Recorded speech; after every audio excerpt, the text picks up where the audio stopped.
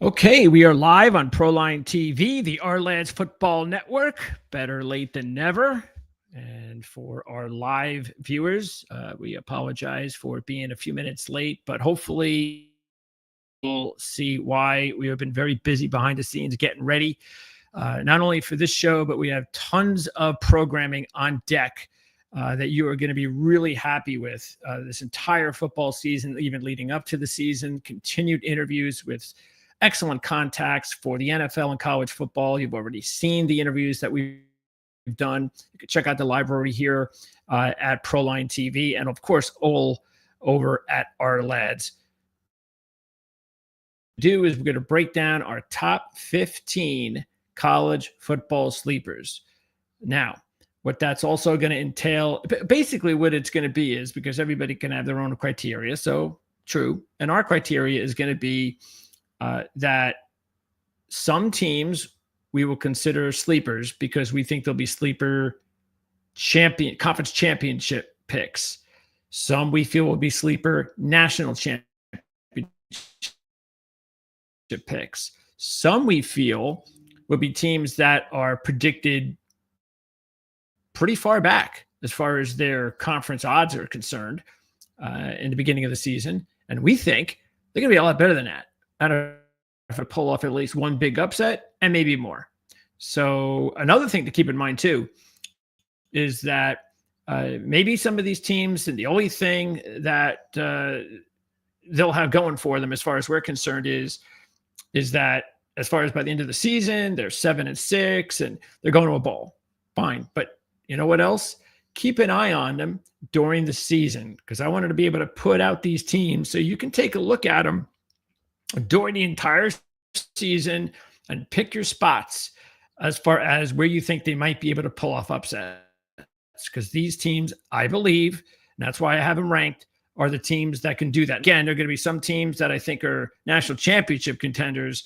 Well, they're not going to be dogs very often, but some will be dogs when they play really big teams. And we'll get to that. And yes, I think they could beat those teams as well. So anyway, that's our criteria. Let's get into it. Okay. And if you have any questions, obviously live, let us know. On demand, you can let us know. And also, if you have any total disagreements, which I'm sure you will, or if I left any teams off, let me know. That's what this is all about. So we are going to start in alphabetical order because I cheated a little. Even though I have a top 15, I do have a tie for 15. So there's two teams I have in 15. I'm going to go from 15 all the way to 1. And the tie for 15 starts in alphabetical order with Arizona. Okay, so Jedd Fisch in Arizona.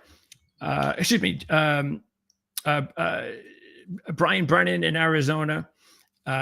What a great job. If you don't recall, because I know there are people who don't follow a group of 5 games very often, a group of 5 teams very often. But Brent Brennan did a fantastic job at San Jose State. He got in late as the head coach here because Jedd Fisch took off and really kind of put the screws to Arizona. It looked like that everything was going to go so great for Arizona. They were just, they had Tet McMillan, they had Noah Fifita, and these kids were together since like 8th grade. And last year was going to be their big breakout year after putting together a really good year in 2023, or, a promising year. And then Jedd Fisch left and took the job at Washington. So last minute, they were able to bring Brent Brennan in, and Brennan did this great job at San Jose State. And so here he is trying to do it again. And you can expect in year 2, things are going to be a lot better, because when you come in January, that's just way too late. And he was behind the 8 ball, players transferred. Luckily, Fifita, even after this season, because Fifita and McMillan were going to stay together.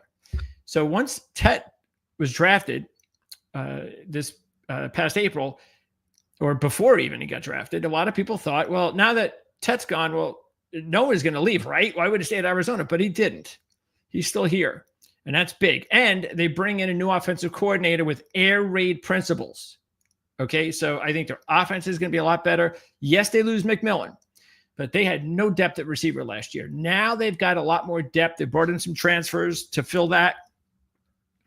And I just think overall Arizona is going to be a better team. Keep in mind, too, they had a rash of injuries last year, and they can definitely end up a better team this season because of it. And keep in mind that experience-wise, they do have a very experienced team this year compared to last year.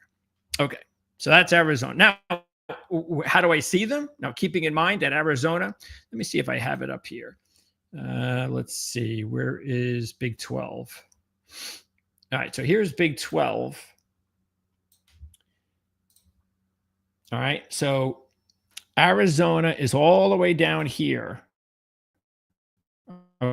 Okay, so they're actually down to 14th. That's their projected standing as far as Vegas is concerned, at 45-1 to win the conference. So what do I think about Arizona?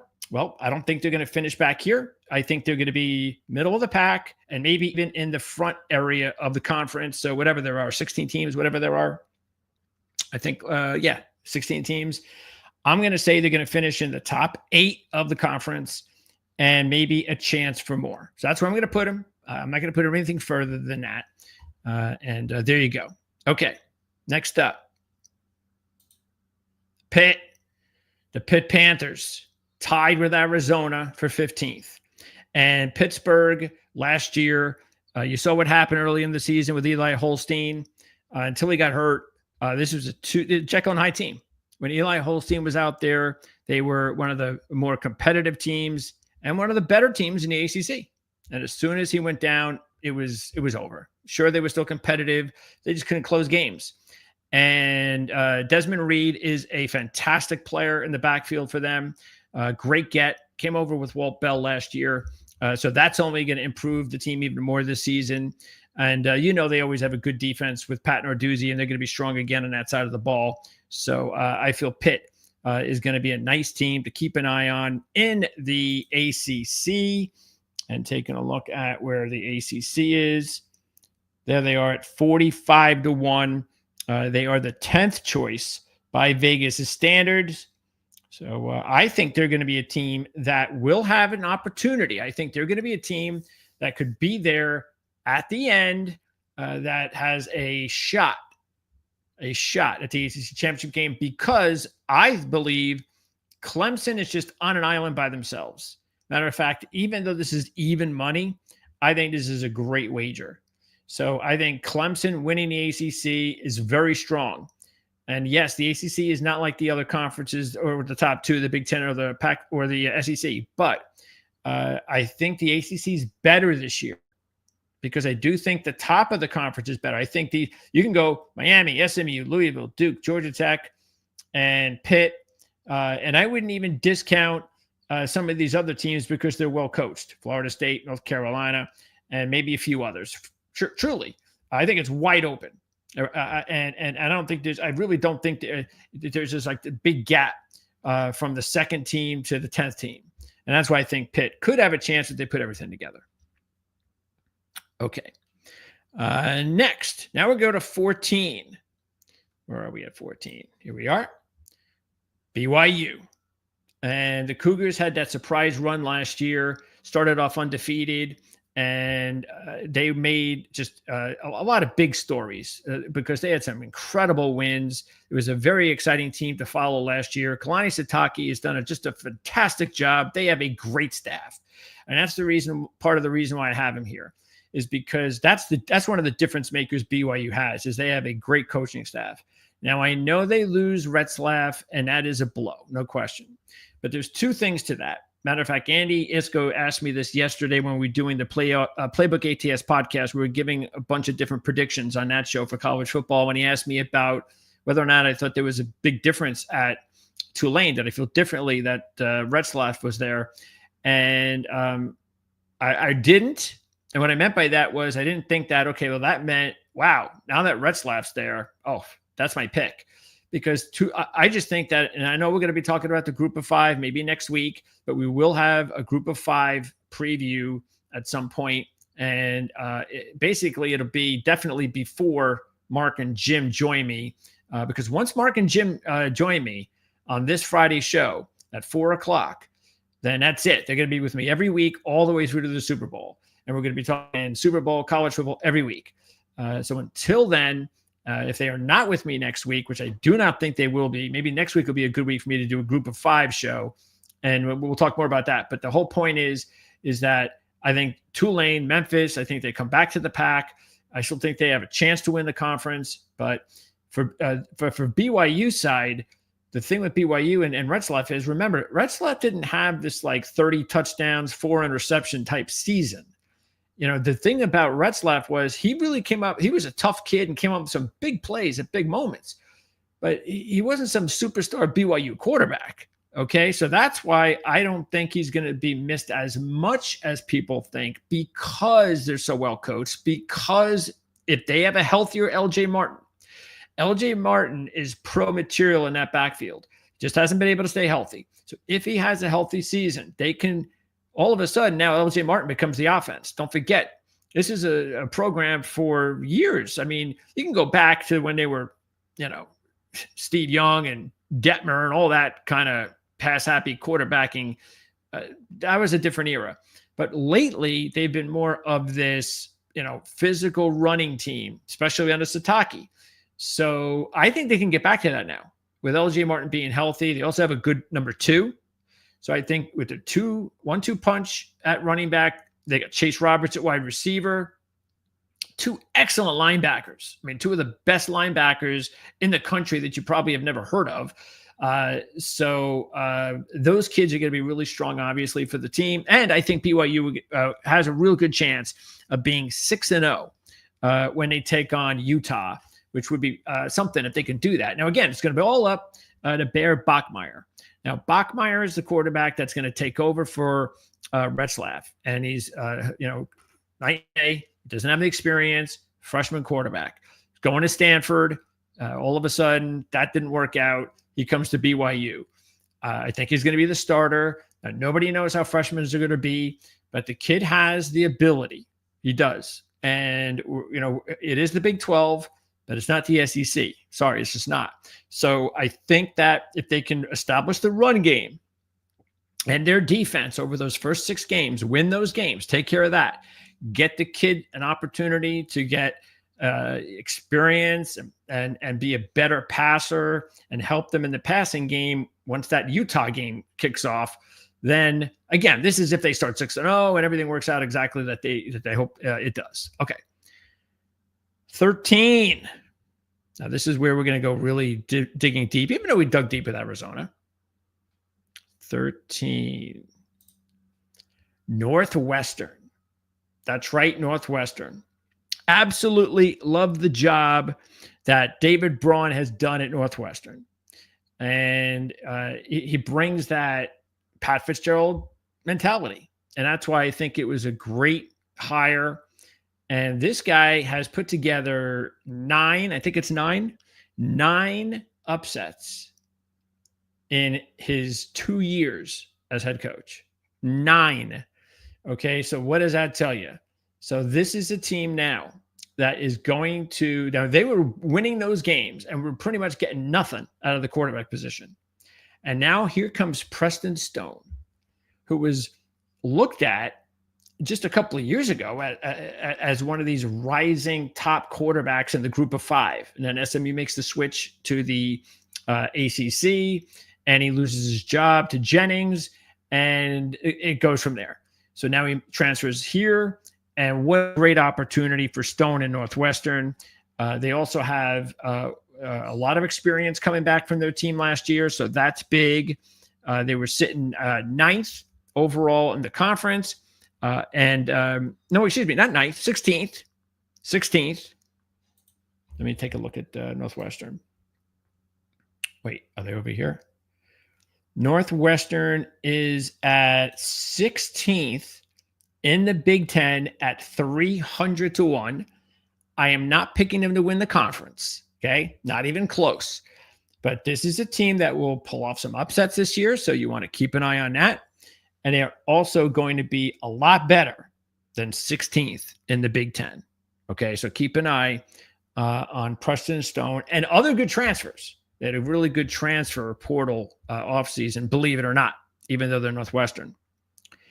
Now we're going to stay in the Big Ten because I was just mentioning a team that had that was 40-1 in the conference, 9th overall based on Vegas, and that is Nebraska. So you can just stay here, move it up a little bit, and there they are at 40-1. Now, what do I think Nebraska is? I do not think Nebraska is I wouldn't say they're not, like I wouldn't completely rule them out as a Big Ten contender this year. I think next year's their year, but I think this year they're going to be a lot better than they were last year. This is going to be definitely Matt Rule's best team. And we know how good Raiola is at quarterback. Okay. What you like to see too is the fact that Dana Holgorsen was just a tremendous hire. I mean, to be able to get a quality head coach that is now your coordinator. I mean, this guy's won a ton of college football games. He's not like 70. So, and you could even see at the end of last year, because Emmett Johnson, that's the key here, is Emmett Johnson, the running back, all of a sudden became a big-time player for them just when Holgorsen took over, not just in the running game, but in the passing game. So Emmett Johnson's going to be big. I think he's going to have a big year. Of course, Raiola is going to have a big year. And, and they bring in Dane Key, Kentucky's leading receiver. And also he comes over, and I think it's a nice match with one of their coaches. And matter of fact, Nebraska, I think, has 5 hires of really key coaching upgrades. And that's something that, see, that's kind of why I don't know if this year's the year. I think with a lot of turnover there, and I think it's good turnover. But I just think putting everything together and trying to compete for the first time as a potential outside Big Ten contender, that takes just a little bit. You got to feel it first, and you got to go through all the different coaching aspects, a little here, a little there. But next year, I think, is going to be the year. Still, I think they're going to be a quality team, and I think that they will give their fans a lot to be happy about, because Nebraska fans have been waiting quite a long time to get back into the swing of things. Okay, next up, we're going to come out of the Big Ten, and we're going to go to the SEC and talk about Missouri. The Missouri Tigers, who are 60-1 to win the SEC. That's right, a team that is 21-5 in the last 2 years under Eli Drinkwitz. Another great staff, and this is the reason why I have Missouri here. Do I believe Missouri can be a SEC championship contender? Sort of like Nebraska, yes, but kind of on the outside. That's the true definition of a sleeper, or maybe a long shot contender is a better way of putting it. I think they're a sleeper because I think that teams, for whatever reason, the media has given up on them. And I get that you lost your quarterback, your multi-year starter. I get you lost your high-flying, big-time wide receiver. I get that. But the staff is top rate. Prabula comes over from Penn State. He's battling this kid, Sam Horn, at quarterback. Right now, it's neck and neck. And that's a good sign, I guess, because I've seen what Prabula is. We just haven't seen what Horn is, really. So, but whoever wins the job, the reason I say that is that you've got another guy you can go to. Because I feel like if Horn wins a job, then, hey, he must be doing pretty good, because I've seen Prabula, and I think Prabula deserves to start in the Power 4 conferences. And so we'll find out who gets the job. Another reason I really like Missouri this year is one of my favorite sophomore running backs in the nation, Ahmad Hardy. I love this kid. And he was playing at Louisiana Monroe, and nobody was paying attention. Why would they? But he made the smart move to transfer to a Power 4 conference, and he is now going to present himself to the nation. who, unless you had ESPN Plus and watched a lot of games there, you really didn't have too much of an opportunity to see who Ahmad Hardy was because he didn't go to a bowl or anything like that. So keep an eye on Ahmad Hardy and also keep an eye on that quarterback situation. And one more. They avoid Georgia, Texas, LSU, Ole Miss, and Florida on their schedule. So take a look at Missouri. All right, we are going to stick in the SEC with Oklahoma. And we get to our first real conference championship sleeper, long shot, whatever you want to call it. I wouldn't call them too much of a long shot. Where is Oklahoma right now as far as their chances to win the SEC? Oh, I think they're sitting at 28-1. Let's see. There they are, 28-1. All right, that puts them at 10th overall in the SEC. So yes, you'd have to, obviously everybody's taking a look at the big three, and then you also have these teams, which are the usual suspects, at least from last year. And then you got Florida, Tennessee. But I think this is where people start thinking, I don't know. Maybe. So that's why Oklahoma is on the list for me as a championship sleeper, because I do think that they have the talent to be that type of team.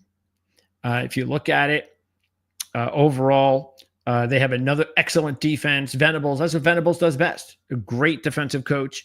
So Venables comes in with another really good defense led by Kip Lewis and Kendall Daniels. But the quarterback position let him down big time last year. A lot of it had to do with they had some key injuries along the offensive line. They had key injuries at wide receiver. And it really didn't give the quarterback, Jackson Arnold, a real shot. And I'm not saying Jackson Arnold is going to be a star this year, and boy, they should never have let him go. That's Auburn's situation. But I do know that no matter what the deal is, they have upgraded the quarterback situation with John Mateer coming in. So Mateer is a gunslinger, and that gives them something they haven't had. And if they're healthy on offense, if they're healthy with Mateer, they are going to be light years ahead of where they were last year offensively. They're going to be just as dominating on defense as they've been lately. Now, do I think they've got, looking at the talent, do I think they have like one of Venables' best defenses? No, I don't. But it's another good defense. They're always good. They're always good. I don't know how good they can be, but with Mateer there, they don't have to be great. And that's what, see now look, I think if they want to be a real serious SEC championship contender, I do think this defense has to step up, and hey, we'll find out. They have some talent. So maybe they'll be able to put together a all-time type of season under Venables with their defense. It is possible. And you throw in Mateer. So look, the thing that I don't know, the thing that concerns me the most is what would concern most fans, and that is whether Venables can get it done, because Venables hasn't been able to get it done so far. And I don't know if it's fair or not. Again, injuries happen, and you can see why some people might want to give him a mulligan here or there. But this is just a tremendous big year for him. And if they are not dogged by injuries, and Mateer does his job, and the defense plays reasonably well, they cannot end up with 3 or 4 losses. And then when we look overall at how they lost those games, they will say, well, yep, Oklahoma, they lost 4 games by 4 points or less. And if that happens, they are in trouble, because that means that Venables has not turned the corner. But they deserve to be a legitimate championship sleeper. Defense, quarterback. Good odds, 28-1. Okay, let's now turn over, because this was the top 10, by the way. Okay, so just so you know where we are, that was number 10. Now we're going to go inside the top 10 with another Big Ten team, the Washington Huskies. And we talked about Jedd Fisch and where did he go? Well, this is where he went. And Jedd Fisch, he's an offensive coach, and that's what it's all going to be about Washington this season. Damon Williams is a super young quarterback to keep an eye on. I think he is going to be up there with a lot of these young quarterbacks that you're seeing, even just in the Big Ten this year. He is up there, and even in a few other conferences. There are loads of young, talented quarterbacks in the ACC and the Big Ten this year, loads, and he's one of those guys. And these are difference maker, talented quarterbacks. They're all not going to work out, but the ones that do, those are the teams that are going to benefit the most. And I think Washington could be that team. Jonah Coleman. I am a huge fan of Jonah Coleman. He comes back. He got an extra year of eligibility. That is huge. They also have Boston at receiver. They bring in Evans from Penn State. He's a big down the field kind of receiver. Now, the thing that holds me back from putting Washington even higher on this list is their defense. I don't think their defense is where their offense is right now. And that hasn't really been the case at Washington, even though, of course, we know what happened just a couple of years ago when they almost won the national championship. But they had a good defense as well. But their offense definitely looked like the main option, the main reason why Washington had made it that far. But you think of Washington, the Husky program over the years, you think of defense. And Washington just does not have that type of defense right now. And I think that's what's going to hold them back. But their offense is going to be exciting. Year two with Jedd Fisch. And by the way, Jedd Fisch came in late too. As I mentioned, he bolted Arizona late. So obviously that meant he got to Washington late. And yet they still were competitive enough that I think that they're going to have a nice move up this season in the Big Ten. They are 60-1 to win the Big Ten and 10th overall in the conference as far as the odds. The Cincinnati Bearcats are 8th on our list, 30-1 to win the Big 12 and 11th overall in the Big 12. So this is a team that I think a lot of people are forgetting about. And I hear you. I mean, my original thoughts when I even just started going over everything this season was, yeah, Satterfield, I think it's kind of done. Don't you? You know, the way things are going, one more year like this, you know, and he's going to be one of these coaches that just couldn't make it after he built up a powerhouse at a lower level. But I'm willing to give him a shot here. And look, if they were they were considered 5th or 6th in the conference, 15-1, I'd be like, nah, I'm not doing it. But I'm getting value here in my mind, which is why I'm doing it. That's why I put them on my rankings as a sleeper, as a top 10 sleeper. Remember, this is a coach, Satterfield, that just, I mean, if anybody that does, and that's been paying attention long enough to college football, especially over the last 10 or 15 years, where did Appalachian State come from? They came from Scott Satterfield. They came from the FCS to the FBS with Scott Satterfield. And that all of the special, great Appalachian State football that came to the FBS came with Scott Satterfield. Okay, so he's the man. He was the man at Appalachian State. And who knows? Maybe if things don't work out here, he'll go back. You know, just like Rich Rod and a few others. Scott Frost, Greg Schiano. But just if you take a look at how things worked out for him. So he has this great run at App State, goes to Louisville. Really good first year there. Okay. Everything worked out fine there. But apparently things didn't really go well for him the last couple of years there. And one thing that really hurt him was he took a job interview after his first year in the offseason. I think it was with an SEC team. Might have been South Carolina.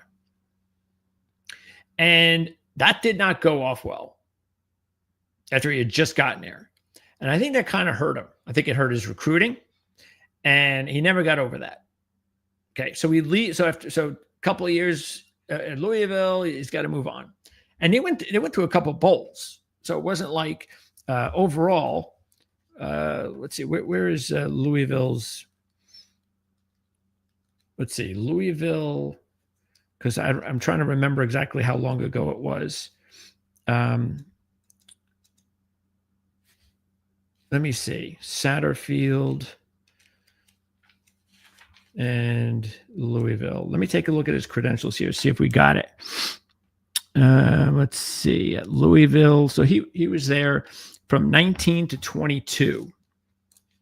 So let's check out what Louisville was doing from 19 to 22. Let's see. Yeah, they went to the bowl in 2021 and 2022. So he went to 3 bowls in 4 years with Louisville. So it was not a disaster. Okay. It just didn't turn out the way Louisville fans wanted. So he makes the move to Cincinnati. He just had to get out of there. He makes the move to Cincinnati. And I don't know, that was kind of a weird move in a way, because you thought, okay, he goes from App State, does a great job. He goes to 3 bowls in 4 years at Louisville. Well, the next step is going to be like the SEC or something like that. Instead, he kind of goes lateral and goes, and some people would say, well, a step down to Cincinnati. Because again, this was a former AAC team. But either way, he goes there. And the first couple of years have not gone well. They haven't won a lot of games. And you look at it, I think, what is it, 3 and 5 wins the first 2 seasons? Now, the good news is it was 3 and then 5. And that's where I'm coming in here. Okay. If you look at it, it wasn't as bad as people think at Louisville. And here, well, they're taking steps. That's why this is the big year. Okay. This is everything for Satterfield. Okay. It's all or nothing. He brings this team to relevance again. They're contending, taking a look again where they are in the NEAC, in the Big 12. There they are. Again, all the way back, sitting there at 11th at 30-1, 11th overall. So we know how crazy this Big 12 can be based on last year. So let's say he's up here. And by the way, I do have them as a Big 12 championship contender, sleeper. So because anything can happen in this Big 12. Okay, even Arizona State, who I have in the Big 12 championship game with Baylor, if they didn't play in the championship, either one of those teams and 2 other of these teams did, it wouldn't surprise me. So I think Cincinnati belongs in that discussion. That's why I'm going to jump over 30-1. Sorsby is one of the better quarterbacks in the Big 12. So he comes back for another season. Joe Royer, tight end. I know nobody likes to talk about tight ends all that much, but Joe Royer is one of the better tight ends in the country. And that's going to be important. And they've had a good run of transfers, and they've also had a better favorable schedule. So all of that says to me, Cincinnati, number 8 on my rankings. Oh, you're going to love this. Oh, yeah, baby. Rutgers. I'll have Richie O'Leary on with me to talk about Rutgers in a couple of weeks, the week of actually their first game kickoff, a couple of days before they kick off the season against Ohio. And look, I've said this, I say this for years, because you're always going to have new people that are going to watch you. And I just say, look, if you're on board with me for a few years, you'll come to see that I do not believe in being biased with my favorite teams, because it makes no sense unless I just want to have fun as a host and just, just talk crap and be a goofball. And then sure, I guess I could be biased about my team. But when I'm trying to sit here and make, proclamations and predictions and say, this is what I think, and I need you guys to trust my opinion. Well, I'm not going to be biased, because then I would be stupid, because then why would you listen to me if I'm biased? And there are a lot of people out there that have the similar positions that I do that are biased. And I know how that works for them. I do. I've been old enough in this profession to know it just does not work. So this is not about winning a Big Ten championship. Okay. It's like Northwestern. It's not what this is about. This is very similar to Northwestern. That's all. And that is the fact. But I do think they're better than Northwestern, which is why they're ranked higher here. The thing with Rutgers is this is the best team that they have had in the second go around with Greg Schiano. And in my opinion, It's not even close. What you saw last year at the end of the year with their offense and their passing offense was something that we have not seen at Rutgers for quite a long time. And that means that based on the depth chart, that they are going to be that much better in their passing game this year. All the talk about Kyle Monangai not going to be there. You know, they had 2 late round draft picks going to the NFL at running back over the past 4 years. And those were 2 big time losses. But hey, one guy goes, Monangai comes in, one guy goes, who comes in? Well, that's not really going to be the big answer, in my opinion, for Rutgers, because now it's time for them to pass the football around a little bit. So sure, does Greg Schiano want to always run the football, play defense, and great special teams? Yes. But when Schiano's better teams pop up, like we saw the first go around, when he actually is able to recruit better and they can actually play with the best teams in the country, which he's done before, they have to pass the football. They've done that before, and they've had talent to do that before. Now they finally do.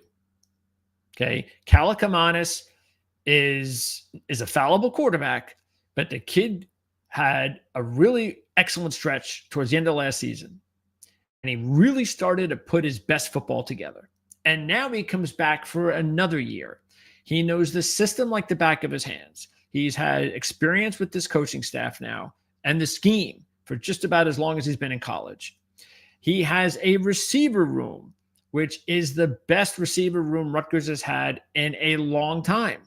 I mean, they can go 3 deep on 3 number 1 receivers, depending on what team. Now, again, I'm not saying if you're Ohio State or one of those, but get past the top 3 or 4 teams in every conference, all 4 Power 4 conferences. Any of those teams under there, so let's just say 15, 20 teams, that whatever the top 15, 20 teams are in the Power 4, the rest, all 3 of the receivers at Rutgers would be number 1 receivers on those teams. And maybe even more than, maybe even into those top 20 teams. That's how talented the receivers are right now. They go 3 deep in top talent receivers. Now, do they need one of them, KJ Duff, to take that next step, which we haven't seen yet? Yes, but there's no reason to think he's not going to. Strong is ready also to take a next step into being looked at as a top second-day draft pick. And then they bring in a electrifying kid transfer. That is going to be a big help considering they lost their number 1 receiver last year. So they've got the passing game like we haven't seen in a long time. And the defense, yes, the defense lost some very key players, no question about it, especially in the secondary. But they have a stud linebacker. Schiano's always going to coach and field a good secondary. And their pass rush talent is better than we've seen it in many years. They have 2 new transfers that are big to what they're doing there. And that is why I think that, throw in the fact that they had a big injury rash of injuries that hurt them at the end, mid to the end of the season last season, mostly on defense, a little bit on offense. And that really killed any chances to compete with any of the big boys, and even killed them in a couple of games that they probably should have won that they didn't. But the fact is, this is his most talented team. And the only reason, in my mind, that they have Rutgers where they have them is because of their schedule. That's it. And it's a very tough schedule. I get it. But I'll say this and we'll move on. When you're thinking about doing your own predictions, going over schedules is nice. I think that's part of it. I do it with every interview I have. But when you're making final predictions, I think it's important to let and understand that the law of averages, and this is what handicapping is all about, or averages. The law of averages are basically saying to you, honestly, they're saying to you, don't pay attention to the schedule when it really comes down to it. When you have to make that final call, do I put Rutgers at 5-7 maybe 6-6, maybe they get to a bowl. Because remember, they were 7-5 last year, and as I said, they could have won 9 games last year. Maybe should have if they were healthy. They probably would have won 9 games last year if they were healthy. And so you're going to drop them to a 5-win team, which most people believe they are. I think the most experts have them as, I don't think they'll make a bowl this year because it's just too scheduled. The schedule's too tough. So when you're in that situation, it comes down to that. Always side with the team on paper. Or of course, the players, the talent, the coaching. Side with that before you side with the schedule. Because you never know what the schedule outcome is going to be when the season begins. You never know. We can sit here and we can guess based on last year and based on just, hey, what's happened in the offseason. But nobody knows what that schedule will turn out to be until the season is over. And I'm only talking about law of averages here. Now, will there be a lot of times that you'll take a look at a schedule and you should say, yeah, okay, I'm going to predict that team will win 5 games like Rutgers because their schedule is just too tough. If you did that 10 times, all I'm trying to tell you is that 6 or 7 of those times you're going to be wrong for doing it. That's all. So you could be right, but most of the times you're going to be wrong. The schedule will always change. Things will always happen, especially because of the fact that the team matters more than the schedule. Because the team, if they actually are talented and are going to take another step, well, what does that tell you? It tells you that, yeah, that's a tough schedule, but they're going to now finally win 1 or 2 of those games that they normally never did. And that's what I actually think is going to happen. So do I think they're going to be a contender? No, but I think they're going to be, I'm going to put them at minimum 7 wins. That's what I'm going to put them at. That's how, again, in the regular season, I'm going to put them at 7-5. And I think that what that's going to mean based on their schedule is that they're going to have to beat a team that they don't normally beat, even if it's in Iowa. They've got Penn State and Ohio State late. They've got the Iowa game, and they got a few other tough games. But I think they're going to do that. I think they're going to pull off a big win for them this year, a big program win, and they're going to be a lot better than people think. Okay, next up. Let's go with Florida. And now we've got 6 more to go. Florida is 7th in the SEC at 18-1. And so now we're starting to get to some of these teams that I believe have national championship sleeper aspirations. And that's what I think about Florida. DJ Lagway, this big quarterback, very talented kid. It's going to be his first full year as a starter there. We know what happened, of course, last year with the offense. Mertz went down. Lagway was just a little too young to take over. They had a few other injuries here and there, but they came on strong, as everybody knows, at the second half of the season, and that put them and gave them a chance where you said, okay, maybe Napier is the guy. And Lagway was coming back. You look at a couple of sophomores on offense at running back and receiver, Baugh and Wilson. Those are talented kids. So they have quarterback, running back, receiver, all young kids. And the defense is going to be really strong. So this is going to be a really good football team. And again, they got a star in Caleb Banks on defense. And the thing that is really biting at me, making me feel one way or another regarding how good they could be national championship wise, is their schedule. Their schedule is really tough. I mean, really tough. And now the good part is their schedule is so tough that if they were to lose 3 games, I think they're still going to make the playoffs. That's how tough it is. As long as, they're competitive in those losses and the wins are good, that sort of thing.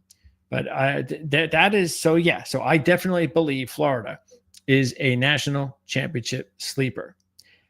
As I believe with their fellow SEC team, Texas A&M. And Texas A&M, in my mind, it's real simple. It all comes down to Marcel Reed. That's it.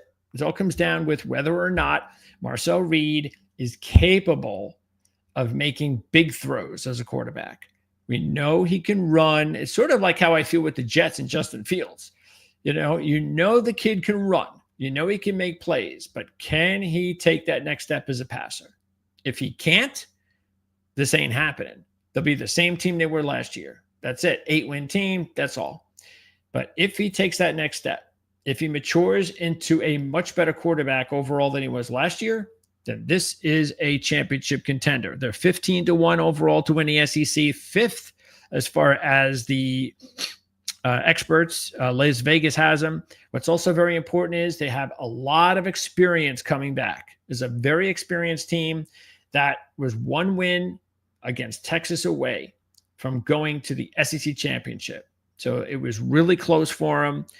Now, the big losses were up front. They lost 3 top draft picks along the defensive line. But other than that, and they are bringing players back, they are developing them. They do have transfers coming in to fill those spots. They are not going to be like the 3 draft picks from last year. But this is college. This is the way it works. Now they have to be better in other areas. And that's what I believe they're going to be, especially if Reed can be that difference maker. And one position that they really will need to step up because they did not have it last year was wide receiver. And one of their top transfer additions is Kevin Concepcion. And Concepcion came out from North Carolina State and was a monster in 2023, a monster. Comes back in 2024 last year. They have quarterback issues. The starter goes down. A true freshman comes in at quarterback, and it's just not it takes a while, but it's really just not good. Concepcion goes from I don't know what he was, over 1,000 yards, but he had 400 yards last year. It was just night and day.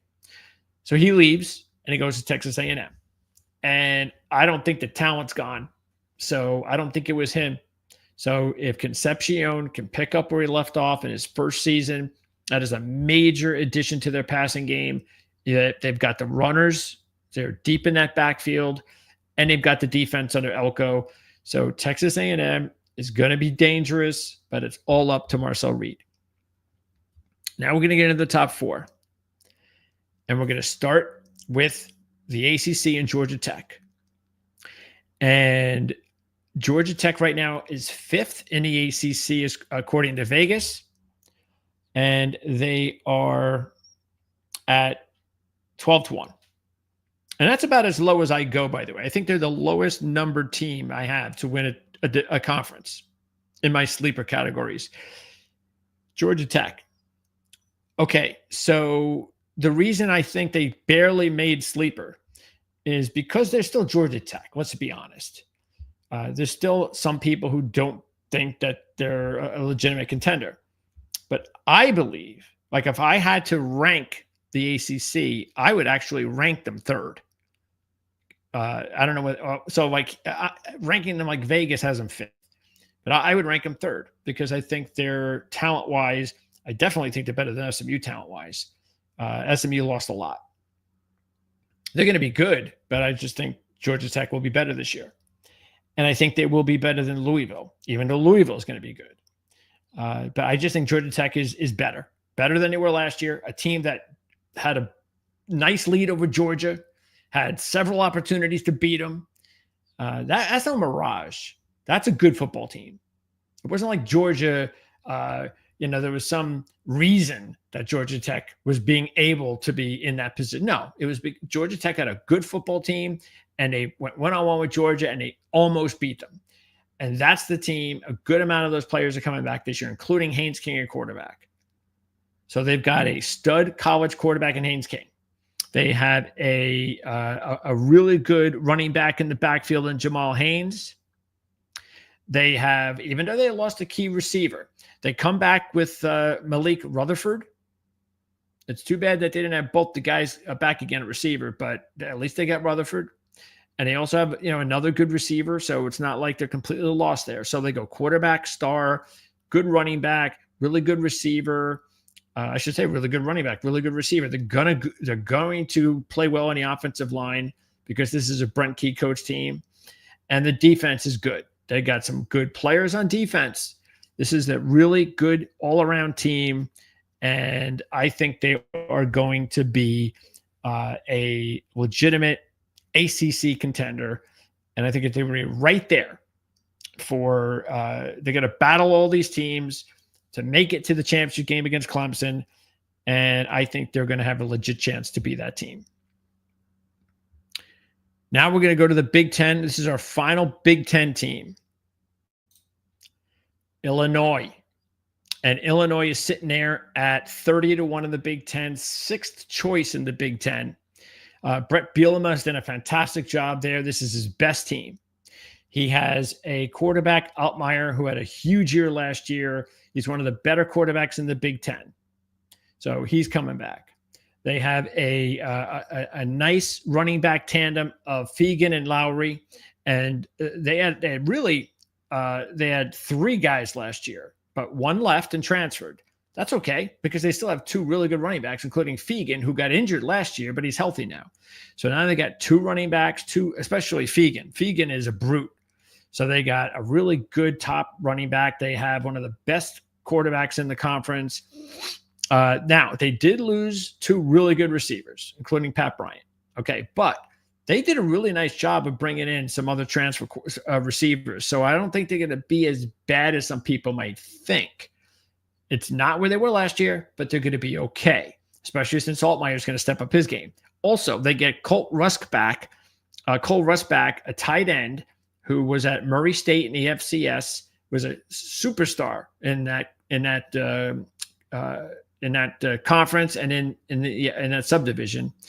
And he was injured last year during camp, had a big ACL injury. He's back. He's ready to go. They have a great tandem. Arkin, by the way, the other tight end, is a monster. This guy's like 265. He's like an offensive tackle out there, like an old school offensive tackle in the old days. They used to be out there at 275. But he's like another offensive lineman blocker out there. But they've got Arkin and they got Rusk. That is a great 1-2 combination at tight end. They have the 2 running backs. They got the top quarterback. Their offense is going to be really good. Defensively, they're coming back strong again. And this is going to be a really, and I truly believe this, this is a Big Ten championship sleeper. Okay. So I do not believe that this season is just going to be between Penn State, Oregon, and even if you want to, I said Penn State, Oregon, Ohio State, and even and Michigan, because they're all 8-1 or lower.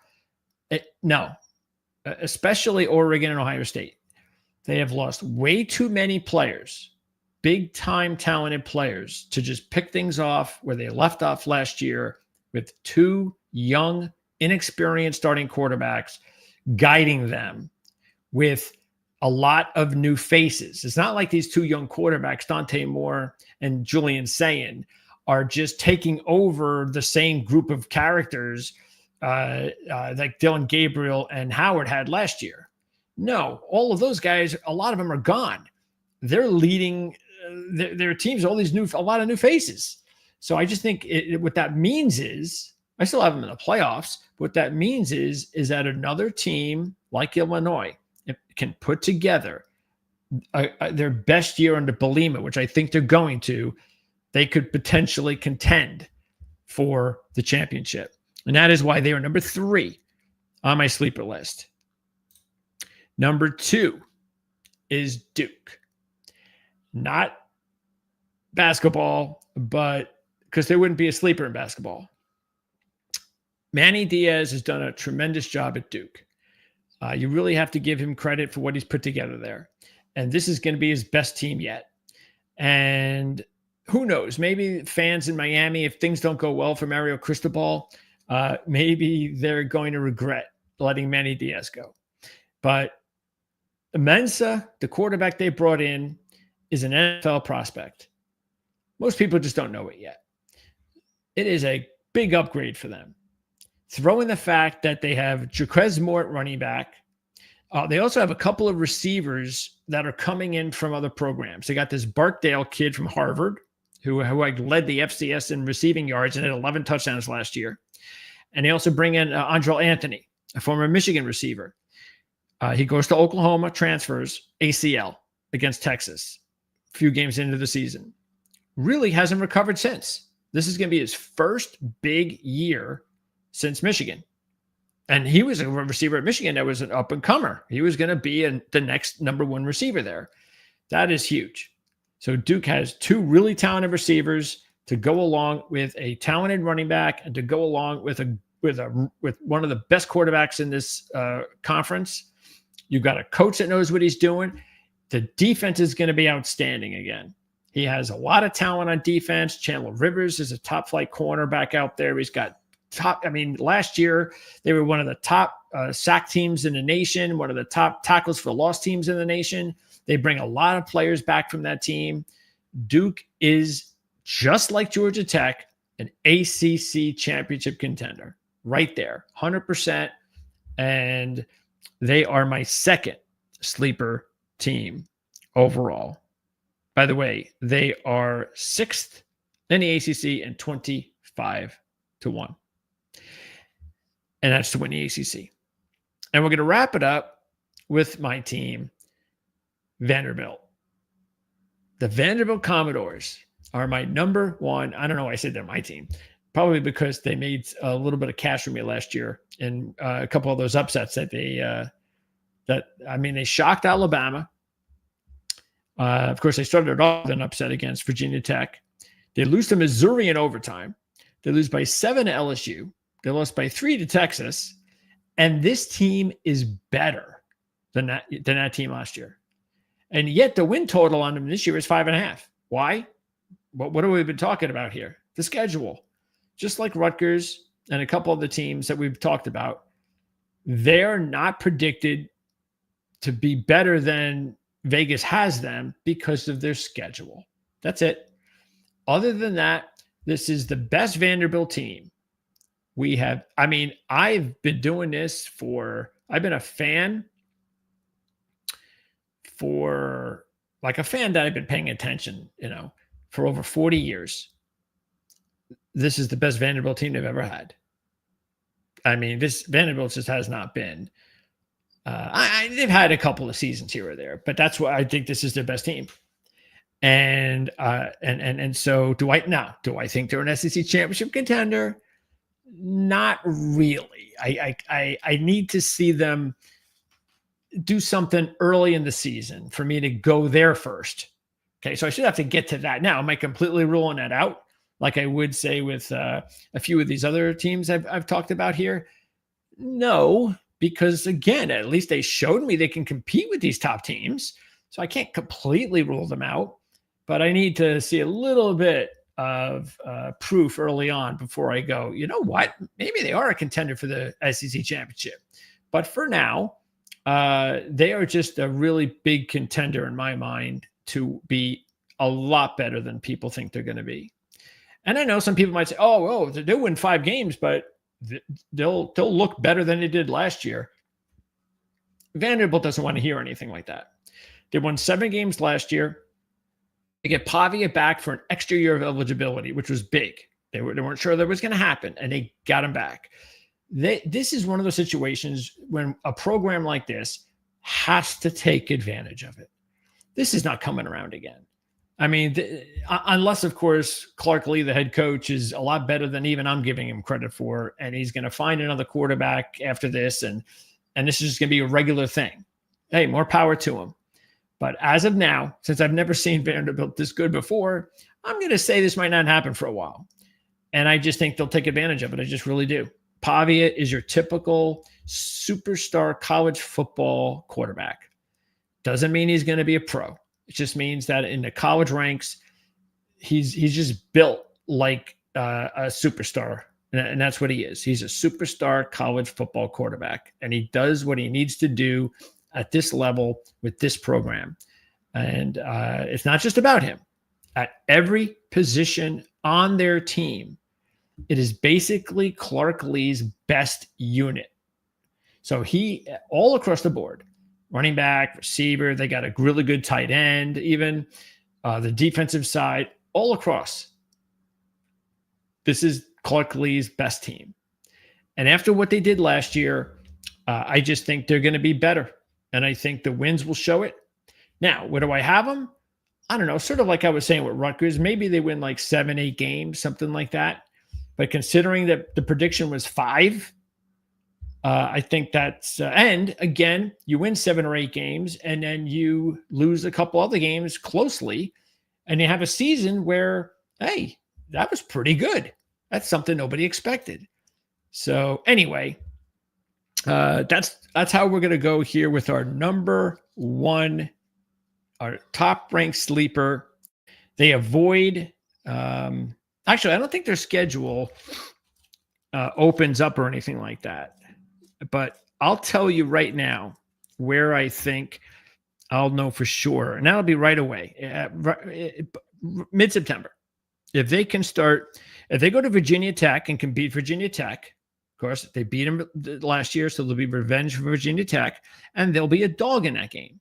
So if they win that game and go into South Carolina as a dog, they're probably going to be a 7 to 10 point dog in that game, even if they beat Virginia Tech. That will be the game right there that'll tell me whether or not they can be better than even I think, is if they could start the season 5-0 going in Alabama. If they can do that, then we'll talk. But even if they don't accomplish that early in the season, I think it's going to be a really good season for them.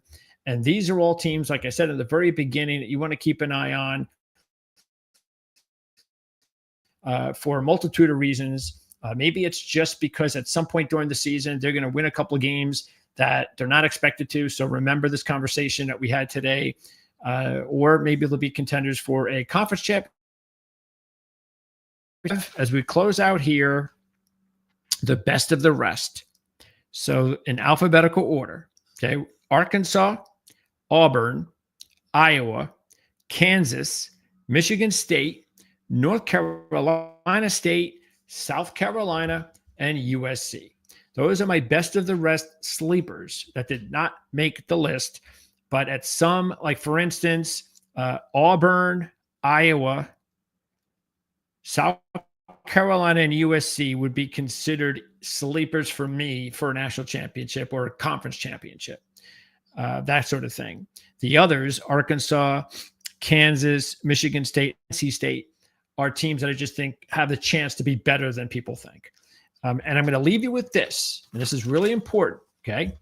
So just so you know, when the AP poll comes out, what we've talked about today with these teams, 13 of 25 teams last year in the final AP poll top 25, okay? 13 of the 25, over 50% of them, began the season unranked, okay? When it all was all said and done, those teams, 13 of them, that ended up in the final top 25 AP poll when the season was over, out of those 13, 6 of them ended up in the top 15 and 3 in the top 10. So that is saying that there are going to be a number of teams on this list here you're watching today that are not going to be ranked in the top 25, that I'm telling you right now will have a really good chance of doing just that by time the season ends. So thanks for tuning in. Really appreciate it. We'll do this again next week. I think we're going to attack the group of 5. So stay tuned for that. I know Boise State's the favorite. We get it. They deserve to be, but there's a lot of other teams out there to cover in the other conferences. So we're going to go through that on the show. And don't forget, as I said, in the next few weeks, Mark and Jim will join me, and we're going to have a much better discussion with the 3 of us talking about a whole bunch of topics, specifically more zeroed in on things like predictions, especially going over game action, which begins real soon. We're only a couple of weeks away. The 23rd, I believe it is, Saturday, which would be 2 weeks from Saturday, where the season kicks off in Ireland between Iowa State and Kansas State. I think there are 4 other games that day, but that's the game that kicks off the season. So we'll have predictions for those games on a weekly basis. NFL college football right here, 5 days a week, and even more than that. You know, we're going to be, as a matter of fact, Jim will be doing, I think, 2 shows a week on Sundays. He'll be doing a show to go over the best odds. He'll take a look at early odds in the NFL on Sunday evenings and tell you who he thinks are teams that you want to take advantage of based on how the line will move from opening line to kickoff. So, and then he's also going to talk opinion on games and lines going into kickoff Sunday. So that's just going to be a couple of different shows that I know Jim is going to have, and he's going to do that 3 times a week, the line report. And then we've got college football programming, we have NFL programming, and we're going to continue all the interviews. Also, fantasy football. We'll be talking fantasy football here with our with my boy Jared Smola from Draft Sharks, and we're going to be doing that coming up. I think in about, is that next week? It is Wednesday. So this will give us a chance to really get into fantasy football here as well. All right. Thanks a lot. And as far as the rest of the week, if you are a horse racing fan, we're going to have our horse racing coverage at 7 o'clock today. That is for our YouTube members only. So if you're into horse racing, check that out. Click the join button and join that program. I'll have my NASCAR report on Saturday. So if you're into NASCAR, check that out. I think it should be about 2 o'clock within that range, 2:30. So we're going to talk about the Watkins Glen practice and qualifying. And that, I think, is it, besides potential shorts that you want to keep an eye on or some other clips that we might post here. And then we do it all over again on Monday. So thanks for tuning in. Everybody again real soon, or at least next week right here on this program.